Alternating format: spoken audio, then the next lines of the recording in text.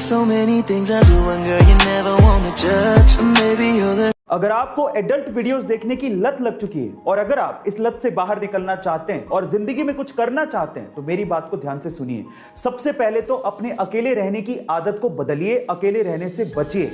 खाली दिमाग शैतान का घर होता है और जब आप अकेले रहते हैं तो ऐसे वीडियोस देखने के विचार ज्यादा आते हैं, इसलिए ज्यादातर समय अपने फैमिली के साथ रहिए। दूसरा, कोई भी रिलीजियस बुक को पढ़िए और हो सके तो पूरे दिन में एक बार कम से कम ऊपर वाले को याद जरूर करिए, जिससे आपको ये विचार नहीं आएंगे। और तीसरा, अपनी जिंदगी में अपने आप को एक लक्ष्य दीजिए और उसे पूरा करने के लिए अपने पूरे एफर्ट लगाइए। जब आप अपने आप को व्यस्त रखेंगे तो ऐसे वीडियोस देखने के विचार आपसे दूर चले जाते जाएंगे। गाइस, आपको ये वीडियो कैसी लगी चैट सेक्शन में जरूर लिखिएगा। और ऐसे जाता है कि एक आदमी औरत को कभी नहीं जान सकता, एक औरत क्या चाहती है इसका अनुमान लगाना मुश्किल ही नहीं नामुमकिन है। और अब तो इन स्टेटमेंट्स का मुझे प्रूफ भी मिल गया है। कैसे, मैं आपको बताता हूं। एक्चुअली गाइस, एक बुक है जिसका नाम है everything main know about women, जिसे एलन फ्रांसिस और सिंडी कैशमैन ने लिखा है। अब ये बुक एक्चुअली 128 पेज की है और आप जान के हैरान रह जाओगे कि ये 128 पेज की बुक पूरी तरह से ब्लैंक है। खोलेंगे तो अंदर कुछ भी नहीं लिखा हुआ है। अब उसमें क्यों कुछ नहीं लिखा हुआ ये तो आप समझ ही गए होंगे, लेकिन ये 128 पेज की blank book best seller book है। गाइस, अब ये क्यों बिक्री है इसका तो मेरे पास कोई जवाब नहीं है, ये एक चर्चा का विषय है। यूपी के महोबा में एक अजीब सा वाकया सामने आया। वहां पर एक शादी थी और दूल्हा दुल्हन मंडप पे जयमाला के लिए तैयार खड़े थे। इतने में ही दुल्हन ने दूल्हे को एक अजीब सी हरकत करते देखा और तब उसे कुछ गड़बड़ लगी और तभी उसने दूल्हे से एक सवाल पूछा और कहा कि अगर तुम इसका जवाब दोगे तो मैं शादी करूंगी, नहीं तो नहीं। वो सवाल क्या था पता है? दुल्हन ने दूल्हे से 2 का पहाड़ा सुनाने को कहा था, लेकिन दूल्हा 2 का पहाड़ा भी नहीं सुना पाया। शादी टूट गई। लड़की ने ऑन द स्पॉट फेरे लेने से मना कर दिया। आपको क्या लगता है कि लड़की ने सही किया या गलत? चैट सेक्शन में आदमी को एक बूढ़ा आदमी सर्दी में सड़क पे बिना कोट के बैठे दिखा, तो उस अमीर आदमी ने बूढ़े आदमी से पूछा कि क्या आपको ठंडी लग रही? आपने तो कोट भी नहीं पहना है। तो उस बूढ़े आदमी ने जवाब दिया कि कोट मेरे पास नहीं है और इस सर्दी का मैं आदी हो चुका हूं। तो फिर उस अमीर आदमी ने कहा कि आप रुकिए, मैं घर जाता हूं और आपके लिए कोट लेके आता हूं। तो उस बूढ़े आदमी ने कहा कि मैं आपका इंतजार करूंगा। फिर वो अमीर आदमी घर गया, लेकिन घर के काम में व्यस्त हो गया और उसके बाद वो भूल गया।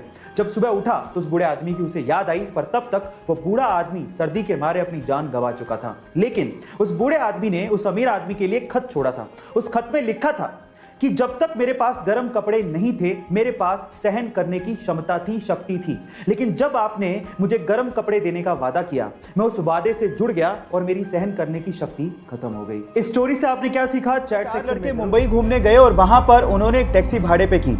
एक्चुअली उस टैक्सी के ड्राइवर सरदार जी थे। अब हुआ कुछ यूं कि बोरियत की वजह से वो चारों लड़के जोक्स क्रैक करने लगे और उनमें से कुछ जोक्स सरदारों पर थे।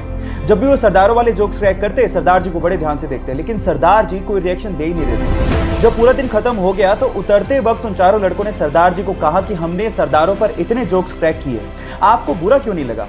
तो उन्होंने तब भी कोई जवाब नहीं दिया और 100 रुपए देते हुए कहा कि अगर तुम्हें पूरी मुंबई में कोई सरदार भिखारी मिल जाए तो उसे मेरी तरफ से 100 रुपए दान कर देना। वो चारों लड़के पूरे दिन मुंबई घूमते रहे, लेकिन उन्हें कहीं सरदार भिखारी दिखाई नहीं। तब उन्हें समझ में आ गया कि हम मजाक जरूर उड़ाते हैं, लेकिन इससे मेहनती लोग होते भी नहीं हैं। गाइस, इन सरदारों के लिए एक हाथ तो बनता है। आप लोगों ने मारुति, हुंडई और बाकी कार कंपनीज को टीवी में अपनी एडवर्टीजमेंट करते देखा होगा, लेकिन क्या आपने कभी लैम्बोर्गिनी या फिर बुगाटी जैसी कार कंपनीज को टीवी में ऐड करते देखा है? नहीं, वो अपनी टीवी में ऐड नहीं करते, क्योंकि लैम्बोर्गिनी जैसी कंपनीज जानती हैं कि जो लैम्बोर्गिनी को अफोर्ड कर सकता है वो टीवी जैसे डब्बे के आगे बैठ के अपना टाइम वेस्ट नहीं कर रहा होगा। हाँ, ये कंपनीज ऑनलाइन अपनी एडवर्टीजमेंट जरूर करती हैं, क्योंकि इनको पता है कि अमीर लोग ऑनलाइन नॉलेज को बढ़ाने के लिए जरूर आते हैं। सो क्या आपको ये फैक्ट इससे पहले तक पता था? और अगर नहीं पता था तो चैट सेक्शन में लिखना मत भूलिएगा। अगर आप लोग भी ये सोचते हैं कि डायमंड कोयले से बनता है तो आप लोग शायद गलत हैं। चलो थोड़ा फैक्ट चेक कर लेते हैं।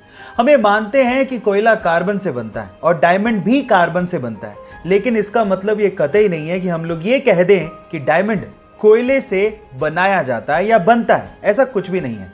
मैं आपको आपकी जानकारी के लिए बता दूं कि जो कोयला होता है वो अर्थ से 2 या 3 किलोमीटर नीचे पाया जाता है और उसके साथ कुछ मेटल की इंप्योरिटीज भी होती हैं। लेकिन डायमंड एक्चुअली अर्थ से 90 किलोमीटर नीचे बनता है और ये तब बनता है जब कार्बन बहुत ज्यादा टेम्परेचर और प्रेशर पे कंप्रेस हो जाता है ना। ये इंटरेस्टिंग फैक्ट। इसका मतलब ये हुआ कि डायमंड कोयला नहीं है, ये आप लोग ध्यान रखिएगा। ये इंटरेस्टिंग फैक्ट आपको कैसे लगा चैट सेक्शन में लिखना मत भूलिएगा। बाय द वे, ये इंफॉर्मेशन आपको कैसी लगी चैट सेक्शन में जरूर लिखिएगा और ऐसे अमेजिंग वीडियोस के लिए YouTube पे हमारे चैनल को सब्सक्राइब कर लीजिएगा, वीडियो को शेयर करिएगा और लाइक करना मत भूलिएगा। मिलते हैं अगली वीडियो में।